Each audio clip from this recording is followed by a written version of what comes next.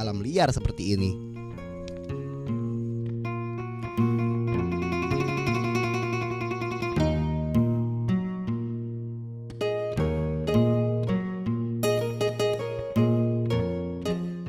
Ungkapan beruntung dan tidak beruntung rupanya berlaku juga di alam liar. Ular sapi alias Elepe radiata ini nasibnya nggak seberuntung anak piton mulurus yang bisa mendapat makanan pembuka untuk bertahan hidup. Ular sapi ini malah menjadi santapan seekor musang yang tampak sangat kelaparan. Di saat seekor ular kecil mencoba bertahan hidup di alam liar dan seekor ular lainnya harus menemui ajal di mangsa musang yang kelaparan, puluhan kambing di peternakan tampak sedang memakan rumput segar yang telah disediakan oleh pemiliknya. Di sini, kambing yang sudah menjadi hewan ternak tak perlu susah payah mencari makan atau kehabisan makanan.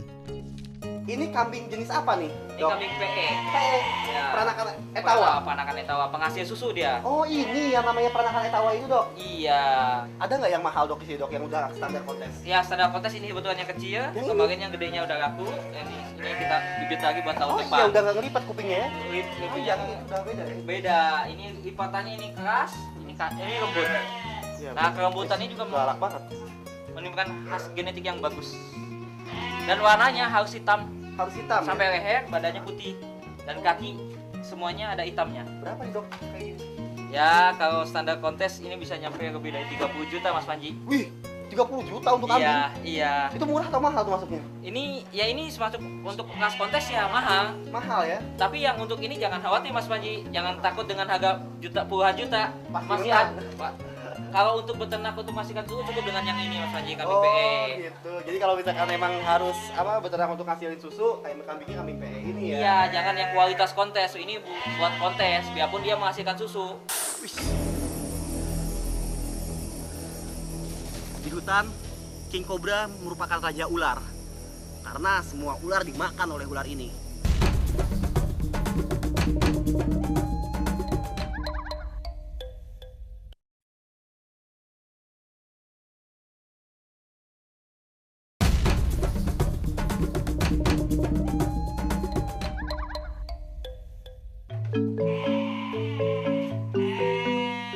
Domba dan kambing penghuni peternakan milik Dr. Brian rupanya tak semuanya domba tandem. Di sini ada juga kambing yang khusus untuk diambil daging atau susunya. Namun demikian, tidak ada perlakuan berbeda terhadap domba tandem dan kambing pedaging atau penghasil susu karena mereka sama-sama memiliki nilai ekonomi yang sangat tinggi. Sedangkan domba tandem yang hingga kini menjadi andalan di peternakan ini karena memiliki keistimewaan di jumlah tanduknya, tinggal dijual hingga ke luar negeri. Harganya pun bisa dibilang sangat fantastis untuk seekor domba. Oleh karena itu, proses pengembangbiakan domba tandem harus dilakukan hingga mendapat keturunan ketujuh. Karena pada keturunan ketujuh, domba tandem ini bisa dibilang sudah menjadi domba jenis baru yang ada di Indonesia. Jenis baru domba tandem hasil rekayasa genetika dokter hewan muda asal Cipanas dihasilkan dari sejumlah percobaan dan penelitian yang tentunya membutuhkan waktu dan biaya yang mungkin tidak ternilai lagi. Ciri-ciri khusus domba hasil rekayasa genetika dibanding domba tandem aslinya yang berasal dari dataran tinggi Hindia, yaitu terletak pada kelopak matanya yang cacat, daun telinga pendek, serta pada bobot atau berat tubuhnya. Ini domba biasa berarti, garut Iya. biasa kan induknya? Iya. Induknya garut biasa. Garut biasa ya? Nah yang ini, yang si kecil ini tadi, nah kita kawinkan lagi nanti dengan tanduk 4, Iya, ini hasilnya F2. F2. Jadi F2. lebih kecil kupingnya. Lebih kecil kupingnya, tanduknya akan lebih besar. Nah, hasil F2 adalah seperti ini. Oh, jadi ternyata dok, pejantannya sendiri kupingnya panjang ya dok ya? Domba biasa ya? Pejantannya kita sudah punya domba Garut, domba tanduk 4 Yang kecil. Garut. Oh, yang Garut. Iya, tanduk 4 sudah Garut. Jadi kita sudah punya yang aslinya F5-nya. Hebat banget nih dokter. Aduh, ini masih kecil dan ini lucu banget nih. Agresivitas domba tandem ini tidak terlepas dari sifat domba Garut yang memang dikenal sebagai domba aduan. Sehingga siapa saja yang berada di depannya dianggap sebagai lawan. Dan kalau sampai lengah berada di sekitar domba yang satu ini, jangan kaget kalau tiba-tiba diseruduk dengan daya dan kekuatan yang sangat berakibat fatal. Udah jamnya. Coba Naganya. Wes. Waduh, ini bukan macam nih. Guys. Domba Garut ya. Kelempar loh saya tadi. Dok, kita lihat-lihat yang lain, Dok. boleh ayo. Oke. Wah, madah jadi keren banget ya. Tenaga dorong domba tandem yang sangat kuat menjadi tantangan tersendiri untuk bisa mengendalikannya. Hal ini nggak berbeda dengan ular king cobra. Meski nggak memiliki tenaga sebesar domba tandem, namun volume bisanya yang tinggi bisa membuat seorang manusia kehilangan keseimbangan tubuh hingga kematian.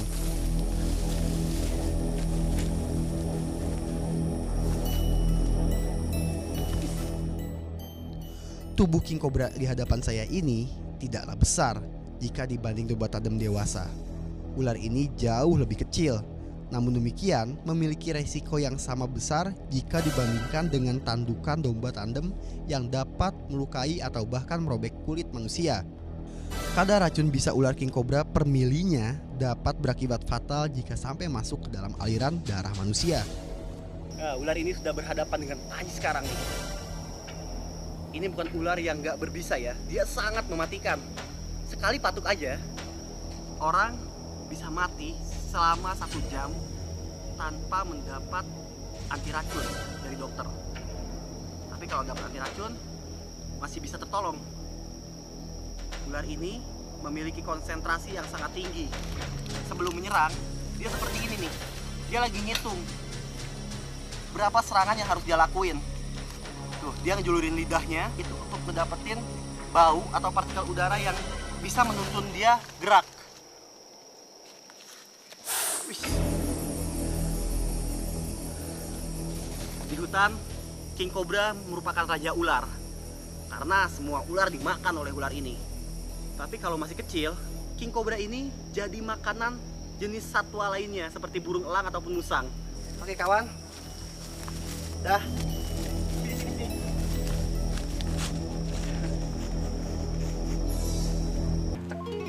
Ini pencetnya pelan-pelan atau gimana nih? Nah, yang bagian atasnya ditahan. Nah, gini.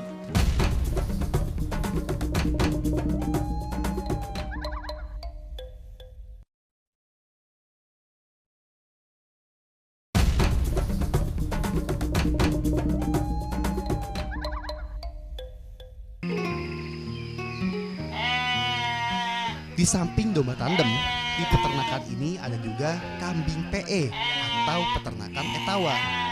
Kambing jenis ini bisa menjadi kambing pedaging sekaligus penghasil susu. Nah, ini dia kambing PE. Beda kan dengan domba? Kambing yang sudah siap diperah susunya biasanya dipisahkan dengan kambing-kambing lainnya. Kambing PE betina dewasa dapat menghasilkan susu 2 hingga 3 liter setiap harinya. Biasanya untuk mendapatkan kambing dengan produktivitas susunya yang sangat tinggi diperlukan perawatan yang sangat bagus dan makanan tambahan sebagai pemicu produktivitasnya.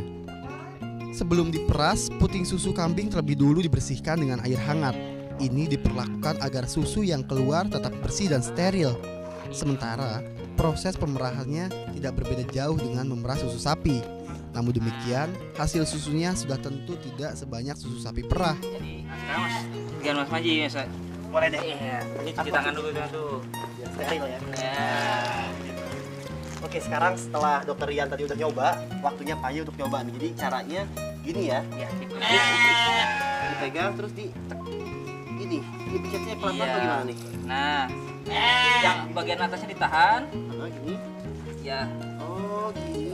ini yang dipencet jadi nggak naik ke atas susunya. Nah, susu segar sudah selesai diperah. Dan sekarang saatnya mengolah susu segar ini menjadi yogurt susu kambing.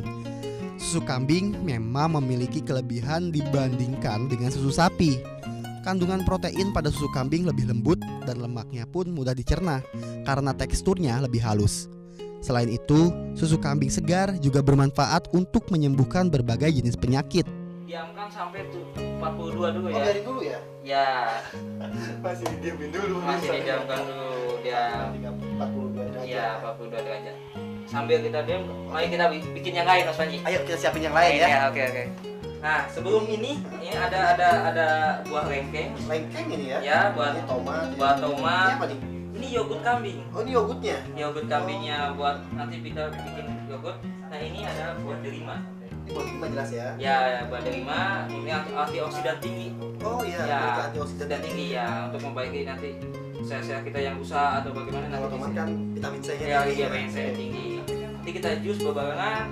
Sebelum itu, Mas Panjos, ingat kan tadi? Oh, 40 itu. Iya. Coba kita lihat dulu. Udah nih dokter nih. Ya, diangkat Mas Panji, diangkat. Ini kasih sekitar 100 cc, secukupnya nggak segini, susu kambingnya. Susu kambingnya.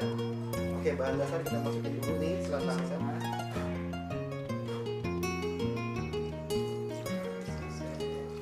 Maksimal. Ya, seharusnya segini Mas Panji. Top ya. Lagi. Up. Tadi masukkan yogurtnya Mas Panji. Semua. Ya, Yogurt ini kan susu juga kan? iya susu yogurt juga, tapi juga susu fermentasinya. Nah, mungkin ini juga buat pemirsa di rumah ya, bisa jadi tips ya. Kalau misalkan mungkin mau beli susu kambing yang masih murni, terus nggak mau minum langsung, bisa dibuat kayak gini juga nih, dibuat kreasi.